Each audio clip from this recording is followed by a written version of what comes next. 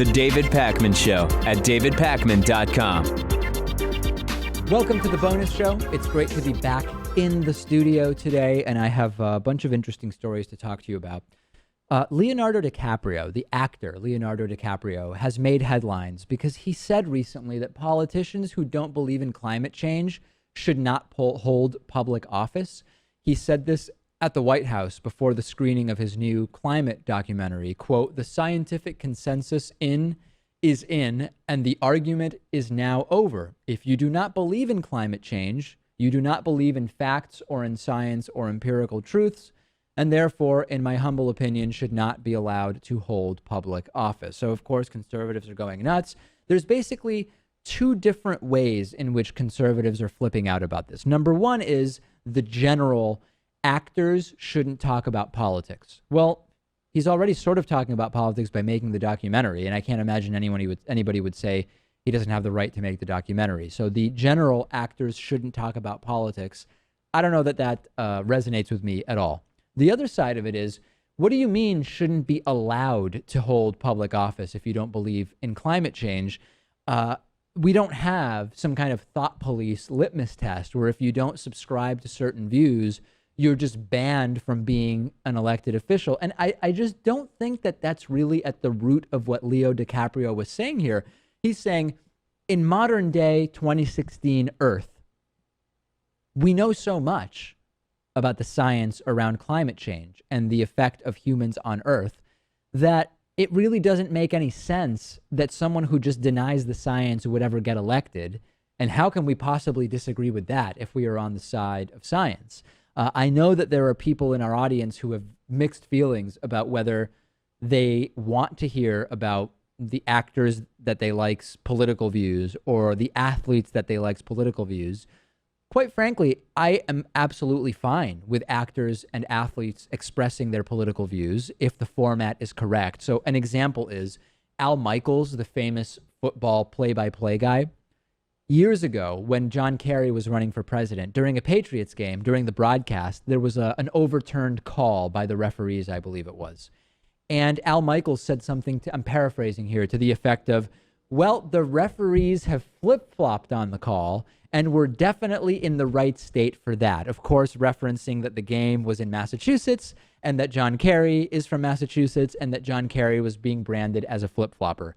I believe that that is not appropriate. You are being paid to be a play-by-play commentator and to, in a completely unopposed and unbalanced way, make a critique, what is effectively a critique of John Kerry as a flip-flopper on national TV when you're supposed to be broadcasting football. I'm completely against that. However, I've heard Al Michaels on the Howard Stern show talking about his politics and talking about the fact that he is conservative to some degree, and that's absolutely fine. And then people can decide, do I now enjoy Al Michaels' play-by-play, knowing that he's a Republican right-winger, call him what you will, or do I not enjoy it? I never particularly loved Al Michaels, so for me, it certainly hasn't brought me over to loving Al Michaels anymore, but I don't really care. He can describe a football game to me, that's absolutely fine. Another example is Mel Gibson, who, as we know, is just virulently anti-Semitic, completely off the wall, father's a Holocaust denier, etc. He was pulled over in Santa Monica by a police officer, and he started saying to the guy, "Are you a Jew?" I don't know what the odds are. I can't imagine there's too many Jewish police officers in California, but the police officer actually was Jewish, which made the story even crazier. And I can't stand Mel Gibson, and I've not watched a Mel Gibson movie since, and I just won't. It's completely off-putting to me. Jon Voight, right? Angelina Jolie's father, known as one of the few Republicans in Hollywood. I find the guy vile, and I also have been avoiding movies that he's in. Is it possible that there might be some movie that Mel Gibson or Jon Voight are in that I just am so into seeing that I will ignore the fact that I'm turned off by their politics and see it? Sure. But I don't see any problem with people who are in the entertainment world or the athletic world telling us what their views are, and people can decide that affects me or that doesn't affect me. I care about that or I don't. What I do sympathize with is sometimes when someone you respect has political views that don't align with yours, I do sometimes have this feeling of, I would have rather just not known, because now I have to choose to ignore their political beliefs to remain a fan. And this has happened with some musicians. There are some right-wing musicians, and I'm now not remembering who, but there are some right-wing musicians whose music I kind of like. And, I just have to decide how much do I really like it and sort of go from there. There's a very interesting tweet that went out which explains that the numbers of new voter registrations in Florida are heavily, heavily skewed towards Democrats. The Florida Democratic Party has submitted 469,000 voter registration forms, whereas the Republican Party of Florida has submitted only 59,000 voter registration forms. We have seen in recent state polling that Hillary Clinton appears to be ahead in Florida. We have also seen the revelations about Donald Trump doing illegal business in Cuba during the 90s, which is not going to have a positive impact on Cuban support for Donald Trump in Florida. So Florida is really not looking good for Trump. And what a lot of people aren't aware of is that Florida is already voting. Early voting has started in Florida. And if, this is just an if we are going to go by new voter registrations in Florida, it's very hard to argue that Florida is looking winnable for Donald Trump. And then the sort of next extrapolation from that is if you do a mock electoral map and you give Florida to Hillary Clinton, it's pretty tough to build a realistic path to 270 electoral votes for Donald Trump. So early Florida numbers, at least as far as new voters, are heavily, heavily favoring Hillary Clinton. And I don't know, I've not seen, but maybe there's some data available about the early Florida voters. I'm not sure.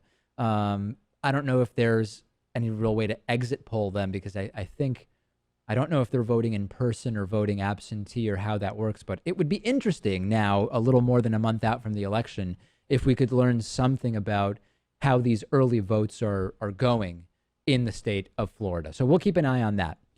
Another story I want to talk to you about. Many people emailed me about this. I decided not to cover it on the regular show just because it ended up just being a tease about future news. WikiLeaks originally had scheduled Julian Assange to give a sort of press conference from the balcony of the embassy in London, the Ecuadorian embassy where he's been now for years. And that was canceled. I believe it was supposed to be yesterday, sometime within the last 24 to 48 hours. And it was canceled because of what was cited as specific security concerns, okay? Instead, they made an announcement saying that in the next 10 weeks, they are going to be releasing documents pertaining to Google and the U.S. electoral system. Now, question one, are they going to be releasing some documents just about Google and then some documents just about the U.S. electoral system? Or is the release going to be about something that is relating to both of these? And the speculation is that Google could be working with one of the candidates in the manipulation of search results to send people higher results on the first page search results that could be more favorable or more negative about a particular candidate. That's the general speculation. Okay, that's number one. Number two, Julian Assange has been asked several times, how do you decide on the timing of when you release documents? And Julian Assange has said numerous times, we don't do the timing thing. We don't hold documents to then release them at a time where it's going to hurt someone or help someone or whatever. We get the documents, we go through them in terms of redacting what needs to be redacted, private information, and then we release them. So immediately, a few people emailed me and they said, David, 10 weeks, Julian Assange is saying over the next 10 weeks, we are going to be releasing this. This means that they have documents and they are messing with the timing. Well, maybe. Yeah, it's crossing my mind that that may be the case, although it is possible that Julian Assange knows that they have the documents, but he doesn't know exactly how long it will take to go through them, remove personal information, redact them, etc. So a ton of buildup to this press conference. It had been billed as, oh, there's an October surprise coming. For 6 or 8 weeks, we've been hearing Julian Assange is going to put some material out that is going to destroy Hillary Clinton. The press conference initially gets canceled. Then we have the press conference not from the balcony, and we are told soon there will be documents. I know some right-wingers who are basically done with this. They are not waiting around for Julian Assange to do anything that's going to help Hillary Clinton be defeated in November. And there are some right-wingers that are still sort of hopeful. I don't know what to expect. The expectation is being very, very heavily built up.